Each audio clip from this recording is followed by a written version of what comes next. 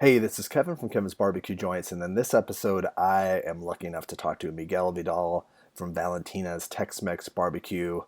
If you haven't visited after this, you're going to want to go for sure. You'll want to fly out if you're not even in town. It's really special what he and Modesty have put together, and this one's really great because I knew he must have been passionate about what he does, and I had heard from people, but listening to him, you could see his passion.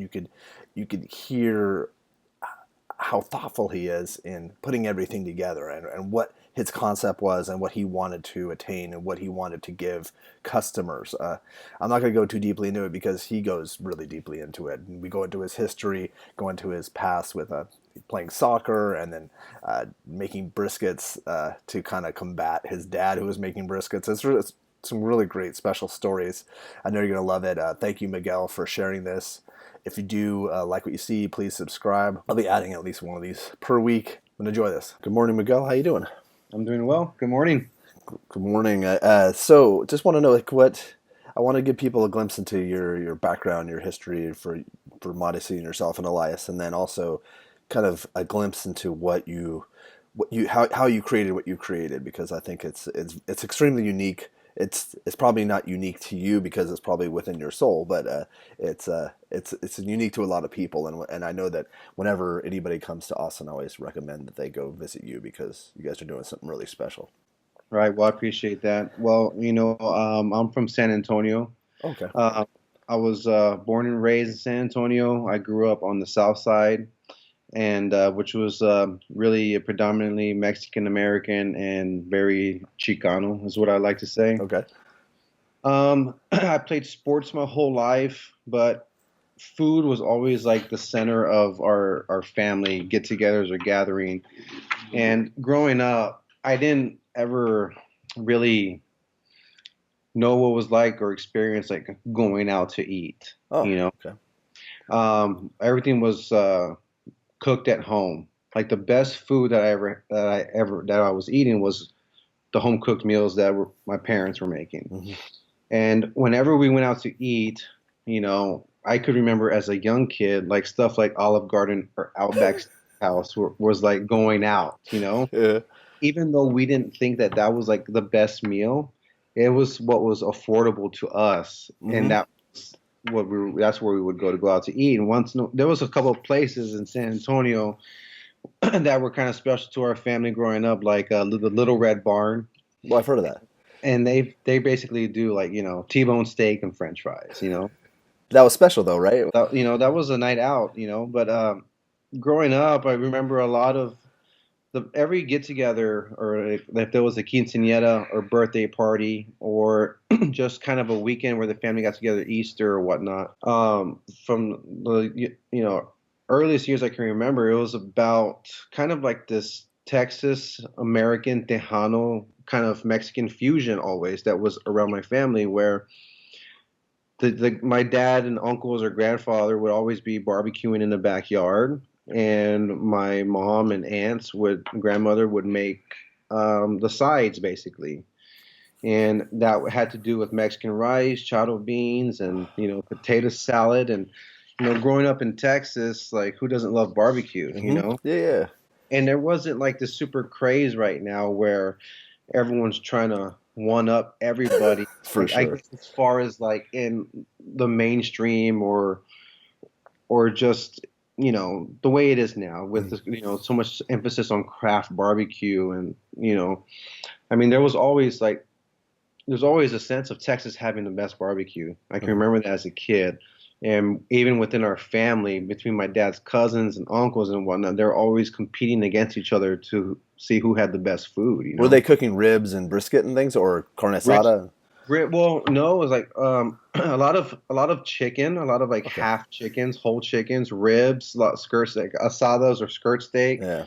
Um, Brisket was always part of our deal though. That's amazing because in California, I guess maybe I think it's a Texas thing because a lot of the Hispanic families, I don't know if they're all cooking brisket, but they're all cooking ribs and chicken and things like that.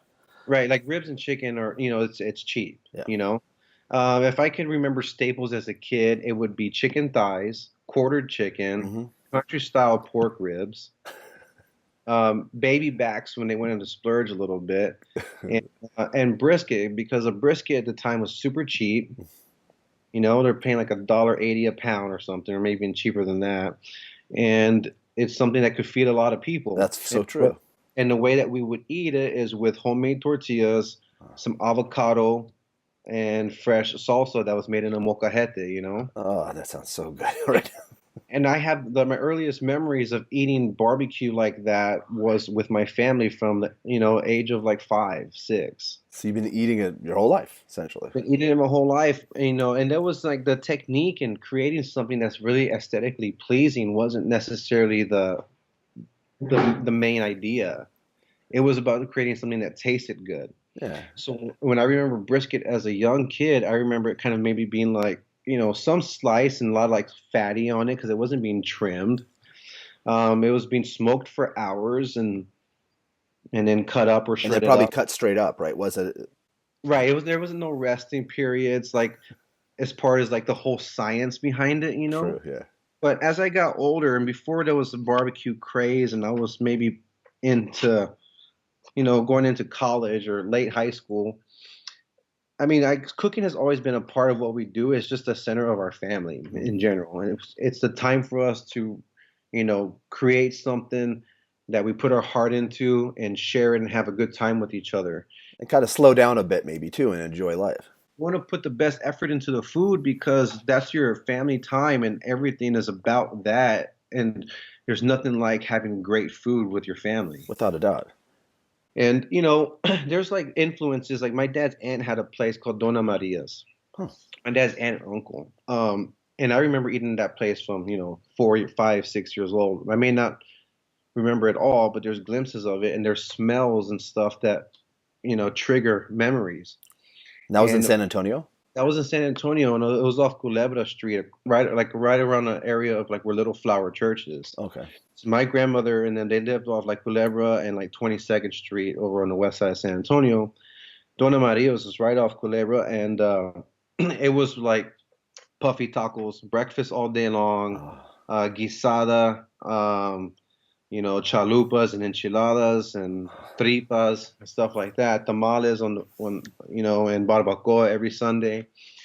And menudo, kind of typical, in my opinion, Tex-Mex food, which now has evolved into something that's like kind of very commercial, yeah, and like they elevated in a strange way. It's elevated in a strange way, and there's like always this conception, well, that's not Mexican. Well, Tex-Mex has cheese all over everything or beef. Well, yeah, it's kind of become kind of, very like, just It's plain. commercialized, you're right. It is. So, these memories of these home cooked meals and barbecuing and whatnot have always, been a part of us. And when I moved up to Austin, I really couldn't find food that hit me the same way. That makes sense.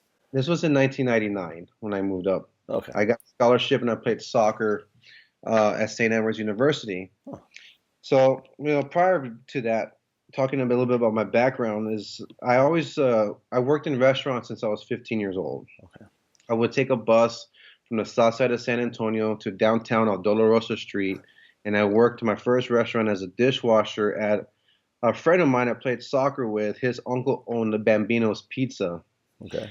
He now has he still has a restaurant now, but it's in Cibolo, and it might be Cibolo Pizzeria or something. I don't know the name, but Okay. this gentleman that I worked for my first job, he's had a restaurant his whole life and has changed names a couple of times, and it's kind of like a New York style type pizzeria place.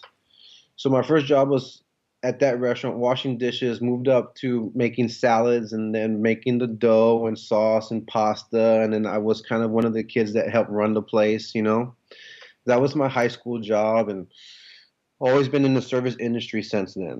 Great Um, experience at the beginning, yeah. it was great, and, I was cooking at a fairly young age and going home and trying to, I remember one at 16, 17, like my mom's having a little same thing. We're having a party. There's barbecue. There's rice and beans, and so I added the pasta salad to the menu because I was working at the Italian restaurant. And those are the influences I think that are really great about this Mexican American culture. Is where, you know, I'm like fourth generation, Texan, fifth generation now, fourth generation. Either ways, um, these influences, there's like a period of time I feel where like being a Mexican American, you were taught to be American first before Mexican. You I know, could see that. and there's like this time where like the assimilation process was more about like, hey, be American, go to college, get your education. And my dad was in the Marine Corps, my grandfather was in the Army, and there's like the real strong, American type pride. There's a real strong American pride and Texan pride, and that kind of like superseded the Mexican heritage, but not really. You know what I mean? My dad and my grandparents were proud to be American, and so But the heritage was always in the background, but it wasn't the forefront. right, not necessarily at the forefront all the time, but it was always in the background. My grandparents still spoke Spanish. My dad spoke Spanish. I learned Spanish on my own. It wasn't necessarily spoken at home all the time, but I grew up on the south side of San Antonio, so half the kids are speaking kind of Spanglish and stuff, and that's how I grew up. So anyway, you know, I, So at that point, when you were working at the Italian restaurant, were you thinking, someday it would be fun to have a restaurant, or was that even in your it was always vision? an idea of mine as a young kid to own my own business. Yeah, And I always had fun cooking or doing that stuff. I always enjoyed being able the idea of creating something and other people enjoying it, yeah, that's a great feeling. And when I was in high school, we moved to I guess North Central San Antonio around Blanco, Jackson Keller area. I graduated from Robert E. Lee High School. We moved, and a lot of my friends I grew up playing club soccer with went to Lee. And so it was a really nice, really time in my life where we had a really great soccer team. It was the only sports team there during the time that was worth anything, and we were like winning games. So That's awesome.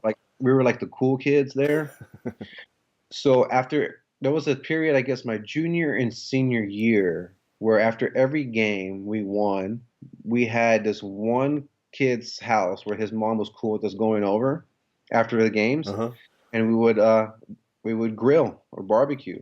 So where there's a bunch of 16 to 18-year olds, and I was always on the barbecue pit and grill, doing skirt steak for fajitas and half chickens and ribs, and we were cooking, hanging out, drinking beers, celebrating victory, Nice.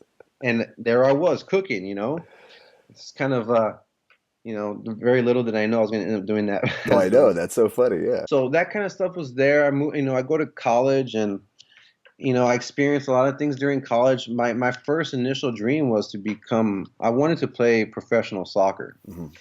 And it's a hard thing to do here in America, especially what like 15, 18 years ago. Yeah, for sure.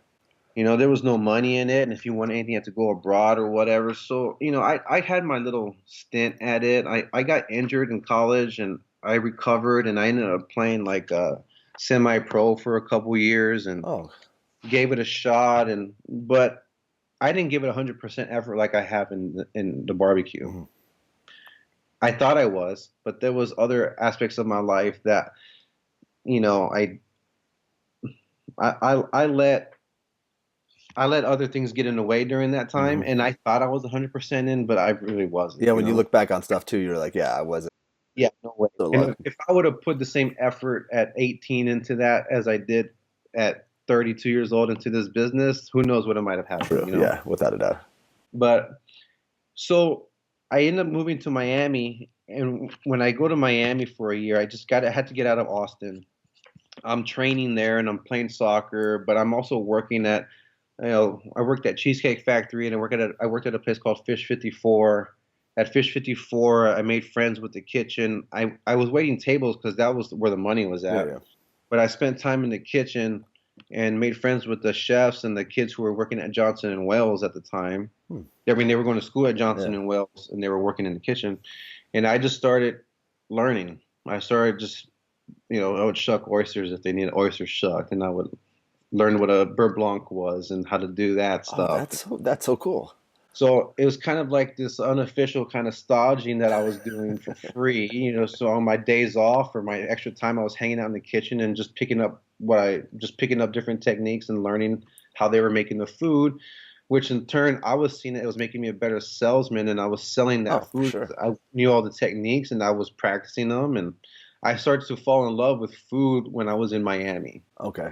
I had a restaurant job here in Austin at Ranch 616 before I went to Miami, but I wasn't in all the way, you know. I was good at it Yeah. and stuff, but it was in Miami is probably when I was falling in love with food and started really realizing the connection and missing my mom's home cooked food and thinking about the stuff my grandmother would make and kind of it almost coming full circle with a part of my life almost fading out Interesting. with the sports and whatnot, and food becoming more of a deal where, I was relating it with comfort and good times and my friends, and it was making sense and why do people cook and what these flavors kind of evoke and how they keep bringing back to some sort of like nostalgic period or whatever. And I moved back to Austin to play with the Austin Lightning one more time. I had made a connection in Greece, but there was nothing set for sure. I had a contact to go get a tryout for a team. That Okay. was it. There was nothing that would, so I had to make my own way there. I had to contact these people. I had to go and try and figure it out. So I was playing here in Austin. I moved back and I was playing. I ended up getting injured again. I ripped my knee and Ah, ended up having full reconstructive surgery eventually afterwards. But I met my wife that summer and I had gotten my job. I had a few jobs I was doing in the restaurant industry there and ended up working back at Ranch 616 eventually. After about two or three other jobs at the Hilton and this place called Hog Island Deli and whatever, I ended up back at Ranch 616. And there is where I really kind of just took everything by the reins and just started full in the culinary world. were trailers starting to pop up? Nah, not really. Maybe a couple here and there. And I always had the idea of a food truck. And I remember talking about opening okay, so to kind of back up a little Yeah, yeah, bit, yeah.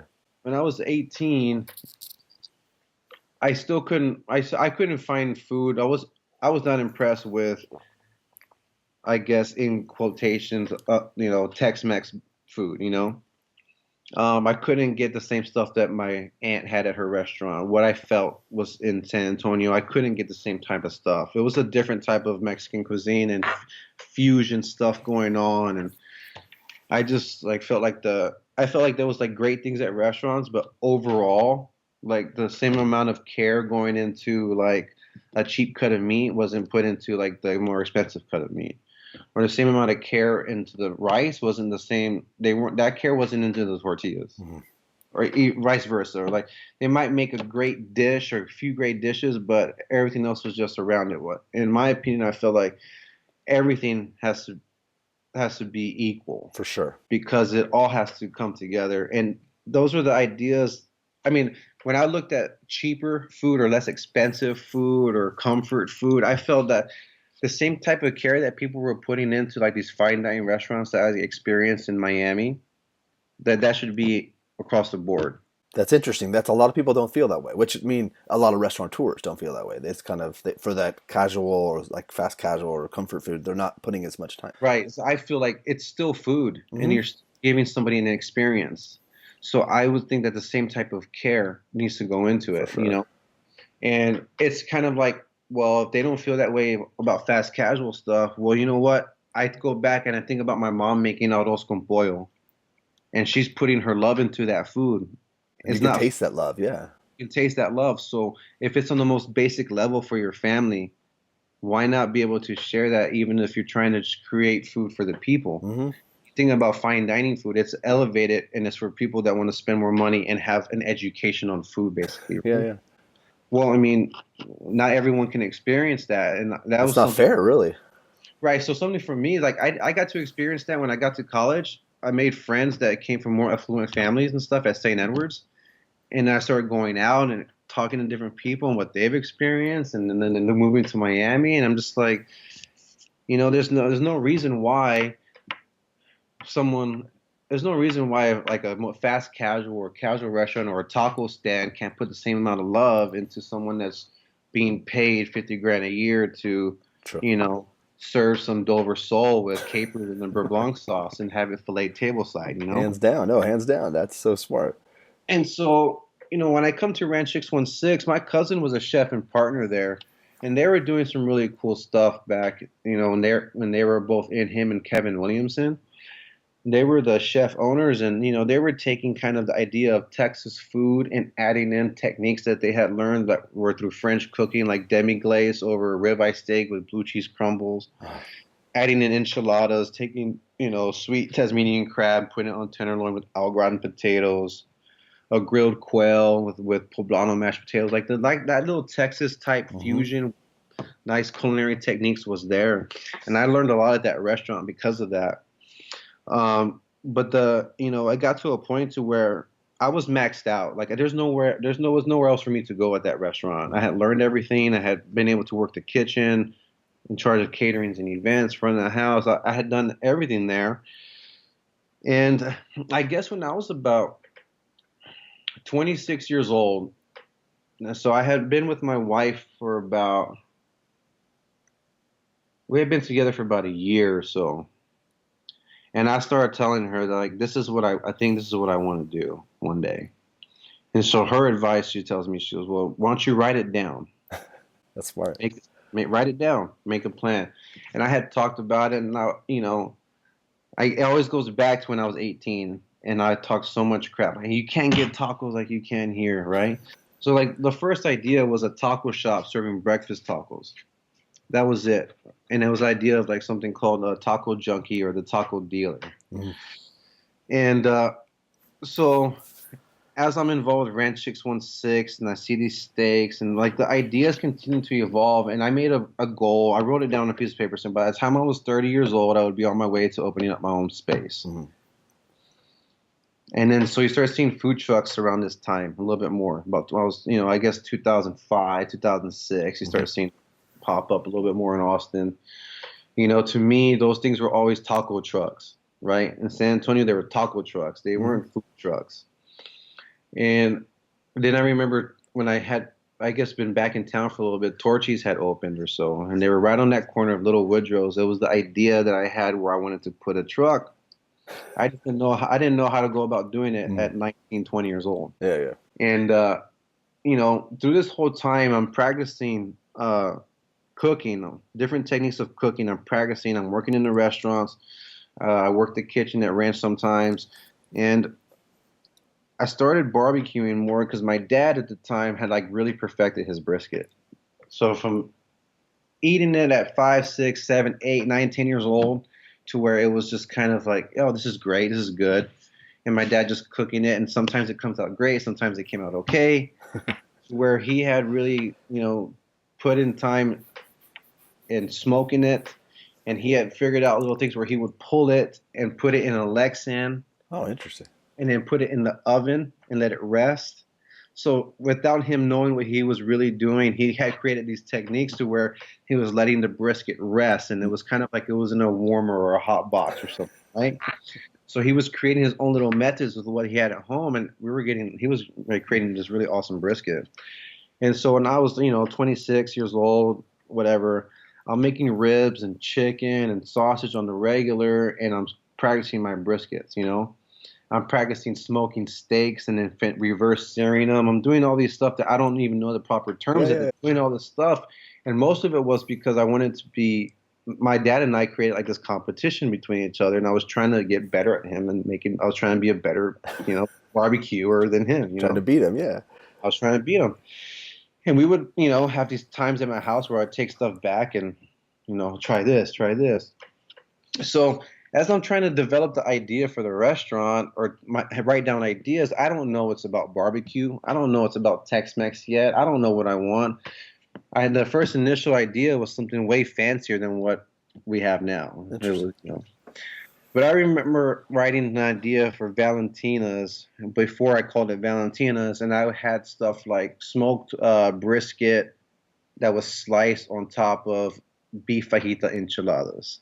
I had the idea of serving fideo with smoked tenderloin on top instead of ground beef. Ah. And so I had this idea of like pinto and red kidney beans together with the fideo and then sliced tenderloin with avocado on top. Which That was sounds it. spectacular, but It was these ideas for these things to happen that was more of like an elevated mm-hmm, Tex-Mex with some barbecue influence. mm-hmm.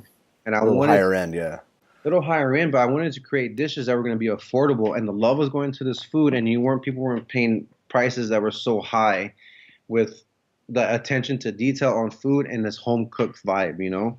That, So that was an idea at first, but I remember going home one day and my dad had smoked brisket, a couple quarter chickens, had maybe some ribs or something. He had barbecued, and my mom had rice, beans, some avocado slices with just some salt on it, and she would slice it up and put salt, and then just smash it with a fork, you know, yeah, yeah, yeah. and then some salsa. So we're sitting down eating, and I make myself a brisket taco, a little bit of avocado, a little bit of salsa, and I look at my dad, and I'm just like, you know what, Tex-Mex barbecue, man, that's it. That's it. That was I a go, moment. he's like, what? And I was like, man, I go, you eat at these restaurants, and I feel like it's like, you know, very commercialized or whatever. Boy, what's the true essence of what we're doing here? I was like, you know, I had taken some classes too. There was a professor, his name was Raul Salinas.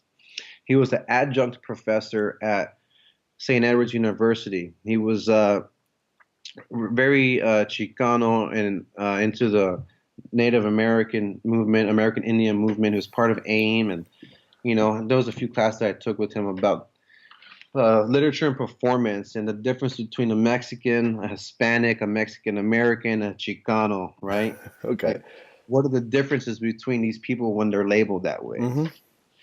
And so, like, you know, this whole idea of me thinking when it dawns on me, and I just think Tex-Mex barbecue. My dad's like, "What do you mean?" I was like, "Well, what have I experienced in Texas? You know, playing soccer with the Austin Lightning allowed me to spend time in Del Rio, Laredo, El Paso, and these cities that were similar to like San Antonio, you know?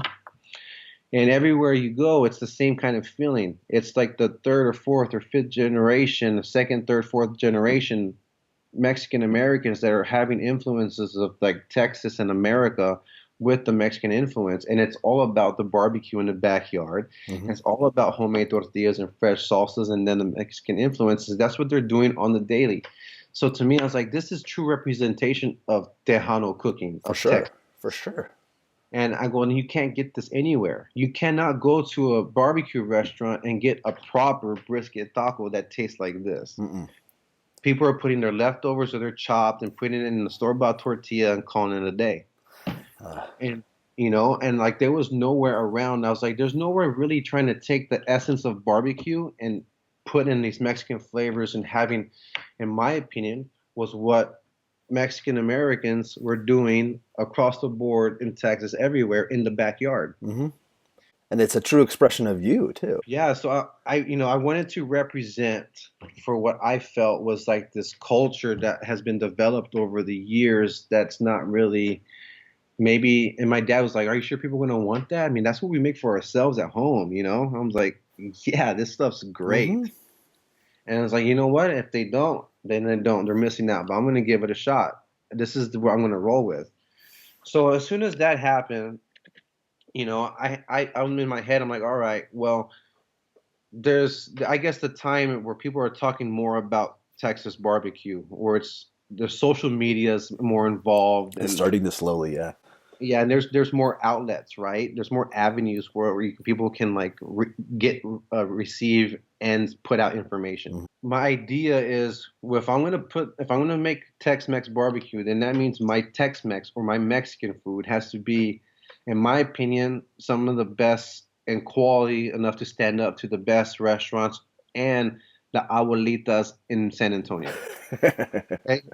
So if I make some chado beans, it has to taste like my grandmother's, like my friend's grandmother's, like this Yeah. restaurant I know, and this restaurant, it has to be really as good as that. The tortillas, everything have to be as good as that.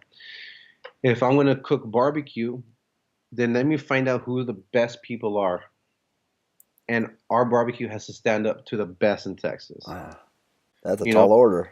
so we go to Taylor and Lockhart and whatnot, and I didn't at that time. I didn't know who Aaron Franklin was, and he had been open for I guess a couple of years as in a trailer. Hmm. It was then, yeah. It was then. I didn't know. The first time I ever experienced his barbecue was at the location he has now, Okay. and it was roughly about the time we were about to open, and my son was in school. I remember I decided to go by there and I grabbed some brisket and I brought it back and I told my son, I was like, well, this guy's the best around. What do you think? What? You know?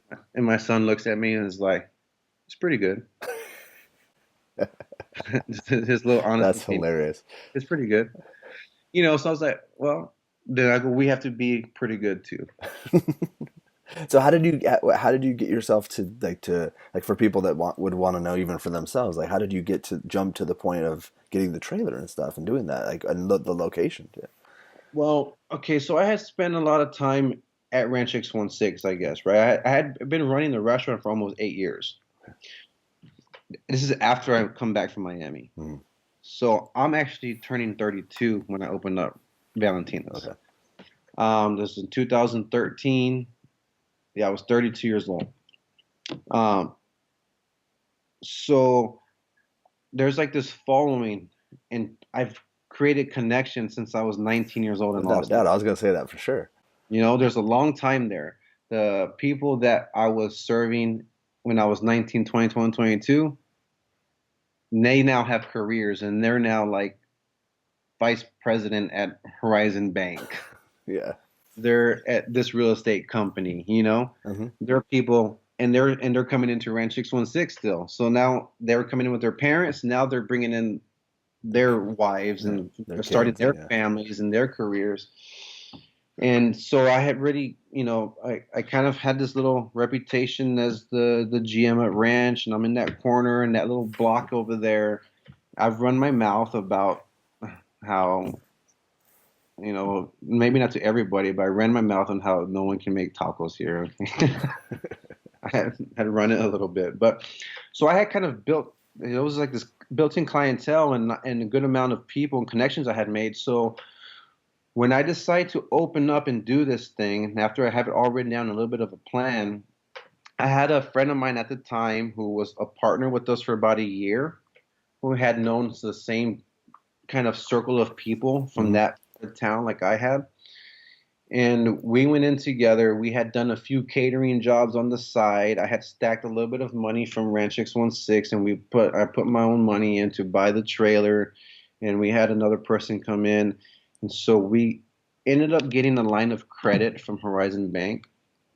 And then we purchased the trailer and equipment with stuff we just hustled. Yeah. So a good year we buy the trailer and we just go for it. The first smoker we had was my father's from his backyard, Okay. and we put that inside the trailer. And then I also had another barbecue pit that I had bought that was a propane tank, but it was like a 200 gallon or something. And we had a smokestack on it too. We could cook maybe up to 10 briskets max. And how did you find your location? So I was at Ranch 616 and Star Bar had a food truck there that they were a little bit kind of like they were doing a fine job, but I had caught word that these guys were getting more popular, so they were trying. They wouldn't show up all the time, Uh, and I got word that the owners of Star Bar, and at this point, Kevin Williamson is a partner in Rattle Inn and Star Bar too, but they weren't there on the regular, and so I caught word that they were gonna be kind of asked to leave, and they're gonna try and find a replacement. So I go to my boss and the partners, and I'm like, look, I have this idea for a food truck. I know that you want someone there to serve the bar. I guarantee if you give me 3 months, I will be open 7 days a week, serving at night, making sure people stick around and have a good time. yeah. And I will provide the best food I can. And I go, you guys have seen me work on this block for 8 years. It's time for me to try my own thing. All I want is the support. It's all I ask is y'all support. And I will do my best to do the best food I can here. Okay. So that's basically the story, and I ended up getting that little back lot right there behind the Star Bar on West 6th Street in Nueces. And I remember the first day we opened up, we probably had 100 people waiting for us. Really? And what were you just doing evenings at that time? I was just doing evenings. I did Thursday, Friday, Saturday, and Sunday, something like that. Okay. It was Thursday through Sunday, opening up at 5 o'clock. And what was So your menu then? it was basically just our normal menu now, what we Okay. have. It was four tacos. It was brisket, the smoked carnitas, chicken, and beef fajita. Okay. Then we had four sandwiches, and we did offer by the pound, but only pork, brisket, and chicken. Okay. I only made ribs as a special, and I would make a few racks at a time. And I made sausage, but for sausage wraps only. Oh.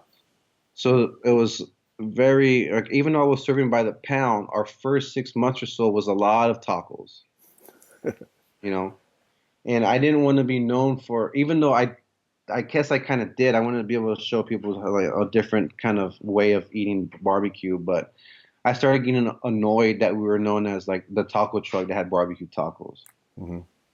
I thought that our barbecue was good enough to stand up to everybody else's. So we kind of put a little bit more, as we grew, we put a little bit more emphasis on, I guess, barbecue type plates with the Mexican influence, or showing people that our brisket and pork was good enough. But it Hmm. did take a little bit of time. It wasn't like the brisket we were making then in the first year compared to what we do now is, in my opinion, is night and day. Yeah, yeah.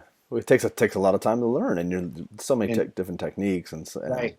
And I had been practicing brisket for a good 5, 6 years by the time we opened. wow. It had been a good 5, 6 years that I was trying to hone it into myself. But it's a different thing cooking two or three briskets than trying to cook eight. And then it's a different thing trying to cook eight at one time when you're trying to cook eight briskets and four, six pork butts and 12 whole chickens and trying to maneuver on this. And then it's a different thing when you're trying to cook 42 briskets at one time. Yeah, yeah, yeah. Oh, yeah, yeah, yeah. Yeah, that's huge. And also do It- scratch made tortillas and right. So I mean, it's the same, but it's different, right? Here's the other thing is it's like how are you going to get the quality of all 40 of them, all 40 to be the same, or 60 briskets, whatever you're doing, to be the same? How are you going to do that? Well, the one thing that's constant is the fire.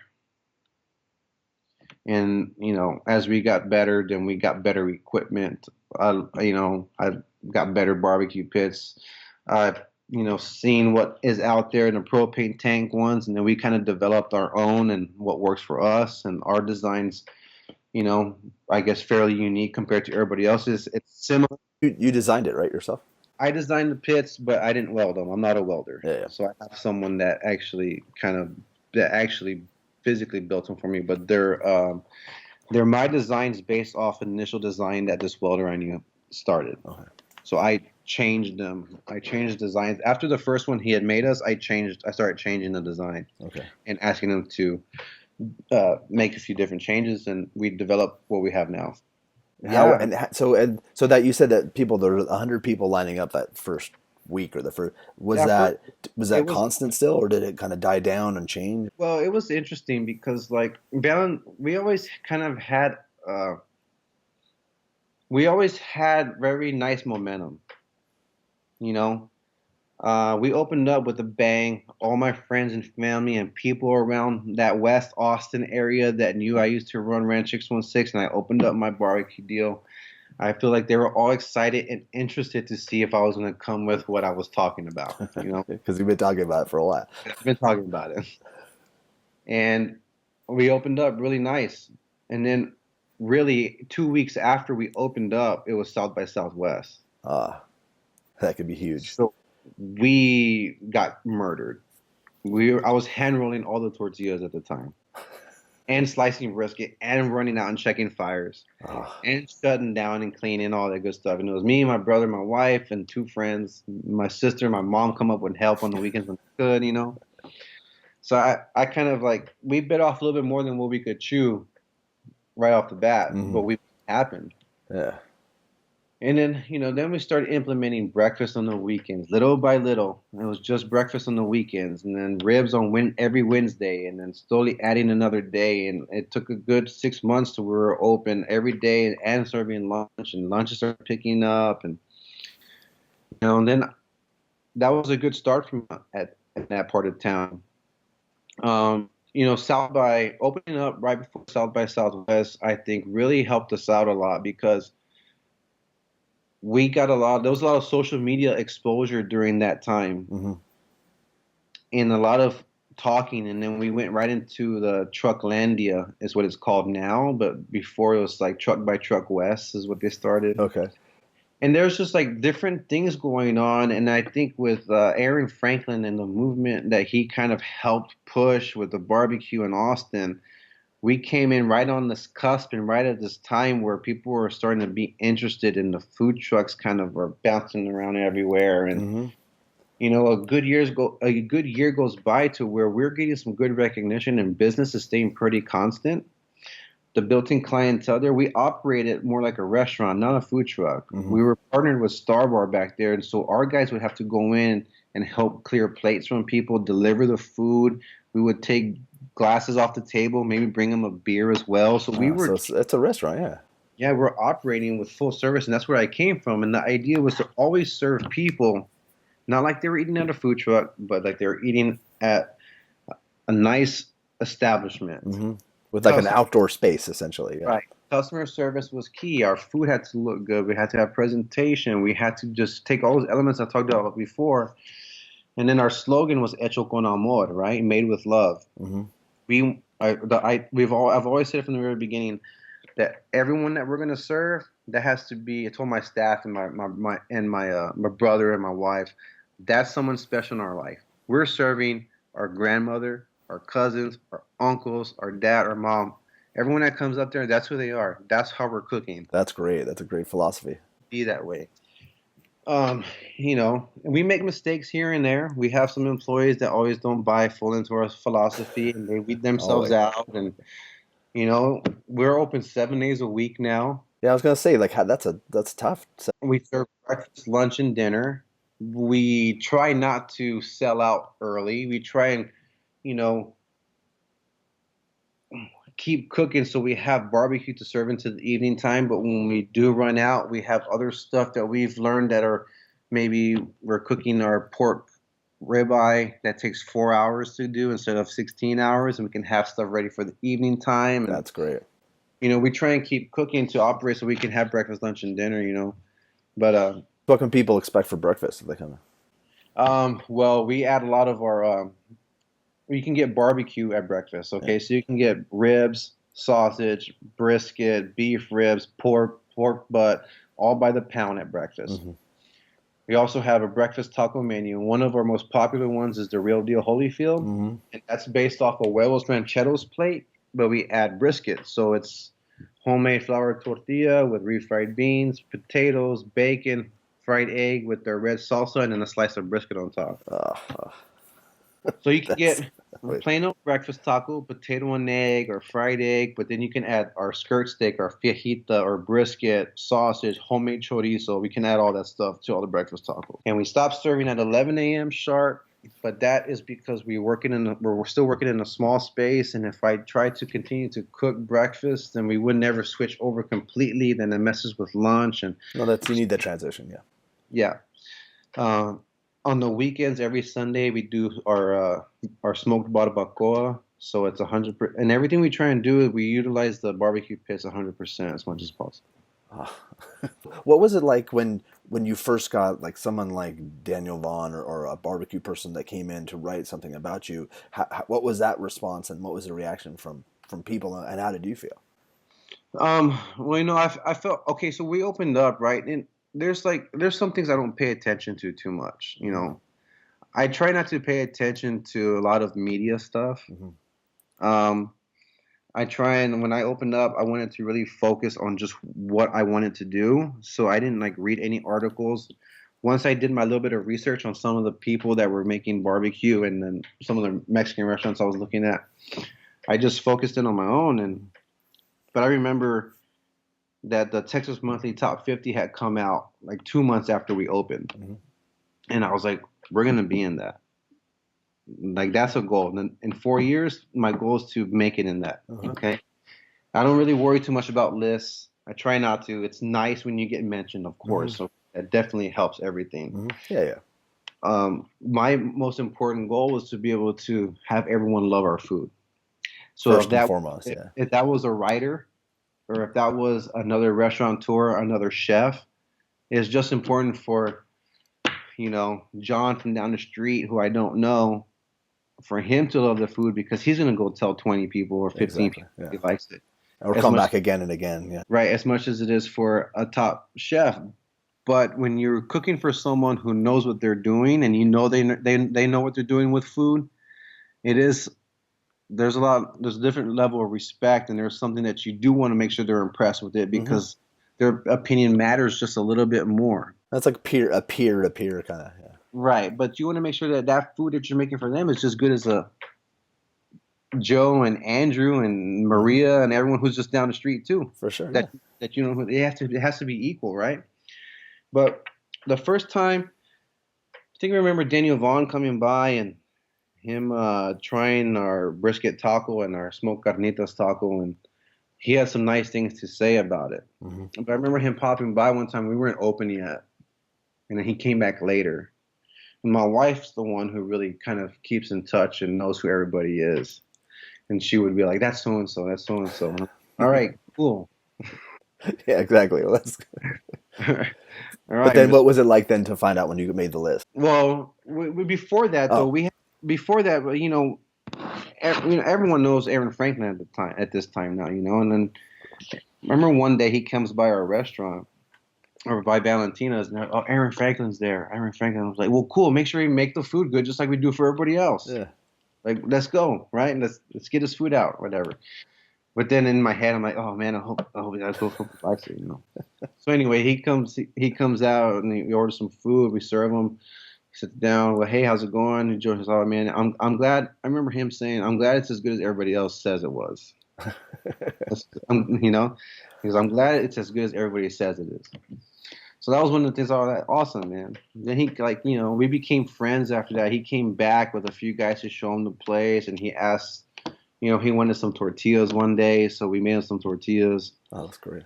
and we developed a nice, business friendship there, and it's been great. And he supports us, and it's nice to know that he genuinely feels, you know, what he says is what he's Hmm. a very genuine person. So what he says, he means it.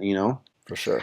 And for someone like him to have our back and support us, that was huge.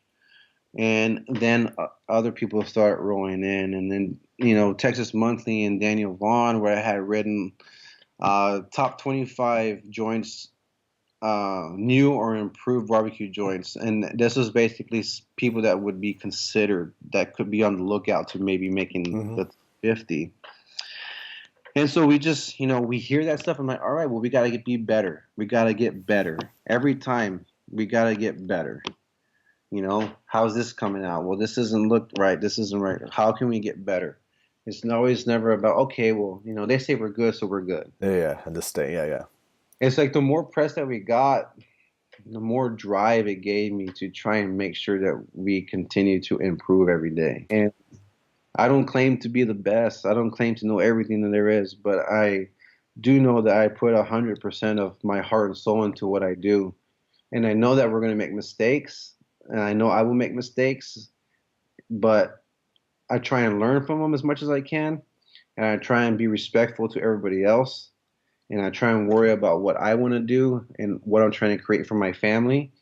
And I feel, by me trying to learn as much as I can every day and continue to take from others and give back and put heart and soul into it, if we do it for the right reasons, and I think that's the measure of our success, and that's what makes us who we are. And you're putting out food that you're proud of. It feels like Right. that's important. I think to some people it seems like it's not as important. It's just important just to get food out. It doesn't matter. But it seems like you take a lot of pride in what you do, and it shows. And then also I'm sure it's a good feeling knowing that you're working as hard as you are, putting as much time and effort into it, and it's coming out the way that you want it to come out.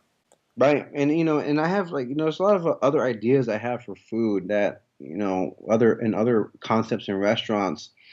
And so I was talking to my wife, like, if we get this recognition, and how am I able to, what's the true test here, right? like you get to reach to a point like, well, I know I can make good food. I have confidence in myself that I can make really good food Hmm. or barbecue and Mexican food.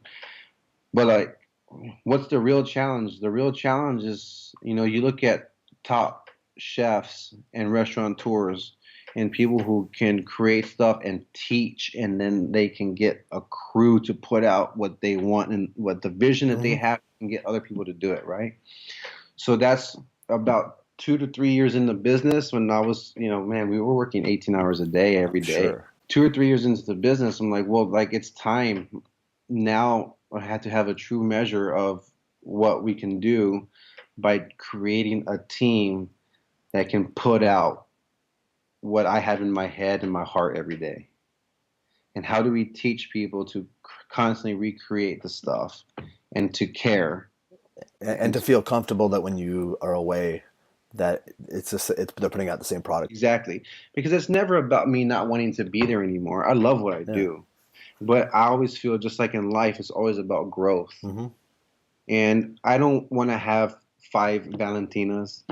I want to have a nice destination spot where everyone that works there loves to work there. We put out good food, the best food that we can, but it's still about growth. And for me, as a boss and a chef or pit master, there's going to be times in my life where it's time to move on to something else, Hmm. right? Do something different or become a leader and teach the ones that have been underneath me and teach them to be in the position I was, Hmm. right? And that can't happen if I just If you're there all am the time. there all the time. But I try to spend as much time there as I can. I still go in and I do stuff every day now. I work every day there. Still work 7 days a week there. Yeah, you're not, but you're just not there 18 hours a day. I may not be there 18 hours a Yeah, day, no, but that's important for life balance too.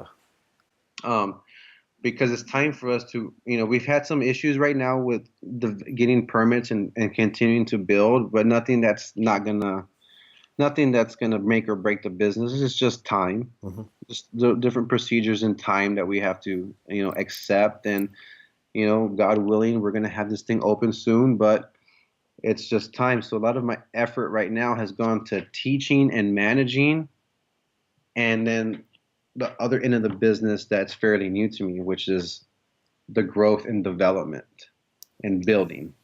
And is that going to be nearby? It's going to be exactly at the location we're Oh, at oh, right okay, now. okay. Wow. Yeah, that property that we're on is an acre and a half, and we're going to continue to serve while we remodel and do construction on the building that's on site. Oh, wow, very cool. How far off does it look? We'll have some answers maybe in about 6 weeks as far as when construction might be able to start for real, maybe. It's just a matter of paperwork and separating the plot of land and getting a site plan approved. It's kind of all in the works right now. Wow, that's exciting. That's good. It's got to be stressful, but exciting It is too. exciting. It was a long time to get to where we are now because we had to reapply for zoning, and that took about 10 months, and then we had to just work some stuff out. But things are moving forward, and there's a little bit of light now, which Nice. makes me feel a lot better. But we don't need to move fast. I think the pace that we're moving at is good for us. It's good for me. Things happen for a reason. Yes, for sure.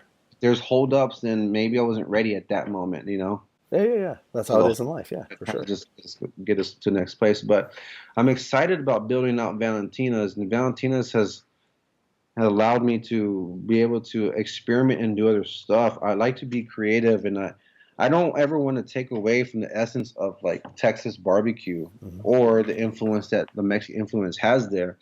But I do like to play with different specials and whatnot. But I don't want to ever get too crazy. But some of the techniques that we do, hopefully, maybe in the near future, you guys will see some stuff that was an idea at Valentina's make its way into its own life form somewhere else. Wow, that is really, really awesome. Oh, it's so So exciting. it would be something maybe I could talk about, like what we do on Thursdays with the smoked burgers. That could take on a life of its own. Nice. Oh, that is so cool. That is so. So, So this fall you could be having something it's on well, the horizon. It's close. yeah, this fall we might be able to moving forward with building, hopefully, Mm-hmm. and then the ideas for these other things. It's like I'm not gonna do anything else until the building's complete. Mm-hmm. But And that'll all be within that same location. yeah, when Valentina's building is complete, that's where, I'm gonna put a good 4 to 6 months where I will be working 10, 12 hour shifts again. Hmm. Right now, some days I work 12 hours, some days I work three. Yeah. You know, it just kind of depends. But during when the restaurant's built, I will probably put in 6 days a week, 10 to 12 hours a day for a good 4 to 6 months, probably, just That's what it'll take. Yeah, yeah, for sure. because it's gonna kind of, we're gonna a new space, and we're gonna need to make sure everything's on point. Yeah, and ramp up staff wise and like deal Hmm. with it. But during that time, and after a good little time of the restaurant being built, then I think maybe we would be ready to kind of move on with some other ideas that we might have. So How exciting! That's so cool. And thank you so much for taking the time. Your story was remarkable, and a lot of people I think will find that your story it touches them in the same way, like because that's their life and that's their heritage and that's their and I think a lot of people too find that a lot of restaurants just phone it in and well, I mean, I feel sometimes it gets lost to where it becomes about having to pay your bills and make money. trip, yeah, yeah, cut corners just because you want to keep the restaurant open somehow. Right, and I mean, it's hard to be able to like find something to be passionate about and care about that first before money, because we It's tough. unfortunately we live in a society and a life where that's what That's what you kids know. keeps everything moving, and you can't. Yeah, you have bills. Bills aren't going to go away. Right, but I think that you know there's a different way, like a certain way to look at it, right? Like, yeah, money and bills and stuff. We need to make money. The idea to open up a business is to make money, Yes, right? But you can't do it for the sole purpose of seeing that green. You without a have to, doubt. you Hmm. have to the love for it first. And if you, in my opinion, if you're doing things for the right reason and putting the heart and soul to it, then the success and the money will come. I agree. But it has to be the love for it first, and you have to treat it and respect that first. You have to respect the job, Hmm. respect the craft, respect the people you're cooking for. And for any kind of longevity, for sure, too. Yeah, and I Yeah. mean, I mean, there's a lot of great restaurants and people that do exactly what I just said. Hmm.